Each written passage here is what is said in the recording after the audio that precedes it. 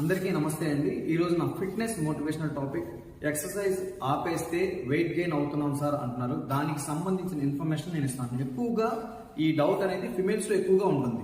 ఎప్పుడైతే ఎక్సర్సైజ్ ద్వారా fat burning process start చేస్తామో అప్పుడు మన బ్రెయిన్ లో ఎపిటైట్ సెంటర్స్ స్టిమ్యులేట్ అవుతాయండి. తద్వారా మనకు కొంచెం ఆకలి అనేది పెరుగుతుంది. అంతేకాకుండా మనం ఎక్సర్సైజ్ చేస్తున్నప్పుడు సీరియస్ గా న్యూట్రిషన్ లో ఉంటాం. అదేవిధంగా క్యాలరీ ఎక్స్పెండిచర్ కూడా జరుగుతుంది. తద్వారా మనకి మంచి రిజల్ట్ అనేది కనబడుతుంది. ఎక్సర్సైజ్ ఆపడం అంటే బ్రేక్ తీసుకుంటే ప్రాబ్లం లేదు, కానీ లాంగ్ టర్మ్ ఆపితే మాత్రం వెయిట్ గెయిన్ అయ్యే అవకాశాలు ఉంటాయి. ఎందుకంటే ఈ లాంగ్ టర్మ్ లో మనం న్యూట్రిషన్ ఫాలో అవ్వం. రెండోది ఏంటంటే ఫిజికల్ యాక్టివిటీ అంటే క్యాలరీ ఎక్స్పెండిచర్ జరగదు. కాబట్టి ఎక్సెస్ కార్బ్ తీసుకుంటాం కాబట్టి మళ్ళీ మనకి ఫ్యాట్ స్టోర్ అయ్యే అవకాశాలు ఉంటాయండి.